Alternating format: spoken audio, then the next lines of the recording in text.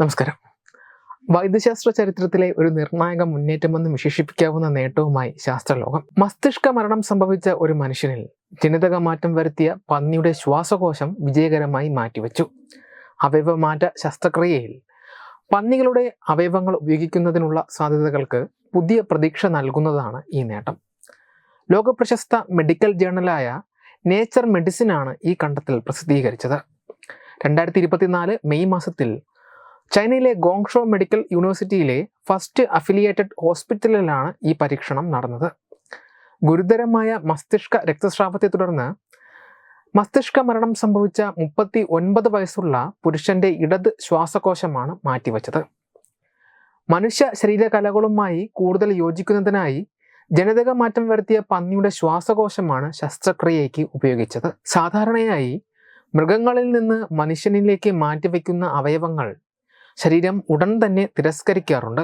എന്നാൽ ഈ ശ്വാസകോശം 9 ദിവസം വിജയകരമായി പ്രവർത്തിച്ചതായി ഗവേഷകർ സ്ഥിരീകരിച്ചു. ഈ കാലയളവിൽ അവയവം ഓക്സിജനും കാർബൺ ഡൈ ഓക്സൈഡും ഫലപ്രദമായി കൈമാറ്റം ചെയ്തതായും പഠനം പറയുന്നു.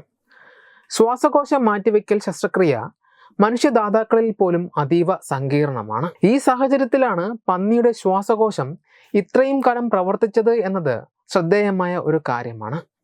മൃഗങ്ങളുടെ അവയവങ്ങൾ മനുഷ്യനിൽ മാറ്റിവെക്കുന്ന ശസ്ത്രക്രിയയാണ് സെനോ ട്രാൻസ്പ്ലാന്റേഷൻ എന്ന് പറയുന്നത്. ഈ മേഖലയിലെ ഒരു പ്രധാന വെല്ലുവിളി എന്നത് അവയവങ്ങളെ ശരീരം തിരസ്കരിക്കുന്ന പ്രതിരോധ പ്രതികരണമാണ്. ഈ പരീക്ഷണം ജീൻ എഡിറ്റിംഗ് സാങ്കേതിക വിദ്യ ഉപയോഗിച്ച് ഈ തടസ്സം മറികടക്കുവാൻ സാധിക്കുമെന്ന് തെളിയിച്ചു. അവയവദാതാക്കളുടെ കുറവ് ലോകമെമ്പാടുമുള്ള ഒരു പ്രധാന ആരോഗ്യ പ്രശ്നമാണ്. പന്നികളെ പോലുള്ള മൃഗങ്ങളെ ഉപയോഗിച്ച് കൃത്രിമ അവയവങ്ങൾ നിർമ്മിക്കുന്നത് ഈ പ്രതിസന്ധിക്ക് ഒരു പരിഹാരമാകുമെന്ന് ശാസ്ത്രജ്ഞർ കരുതുന്നു. ഈ ശസ്ത്രക്രിയയുടെ വിജയം ആധുനിക മെഡിക്കൽ സാങ്കേതിക വിദ്യയുടെ വികസനത്തിൽ ലോകത്തുണ്ടായ മുന്നേറ്റത്തെയും സൂചിപ്പിക്കുന്നു.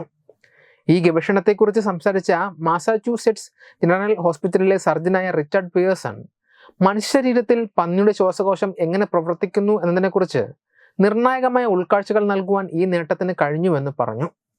നേരത്തെ പന്നികളുടെ വൃക്ക മനുഷ്യനിൽ മാറ്റിവെച്ച ഒന്നിലധികം സംഭവങ്ങൾ ഉണ്ടായിട്ടുണ്ട് എങ്കിലും ശ്വാസകോശം മാറ്റിവെക്കുന്നത് ഇത് ആദ്യമായാണ്. ഈ പഠനം ഭാവിയിൽ കൂടുതൽ വിജയകരമായ സെനോ ട്രാൻസ്പ്ലാന്റേഷൻ ശസ്ത്രക്രിയകൾക്ക് വഴി തുറക്കും. Web desk Tatwamayi TV.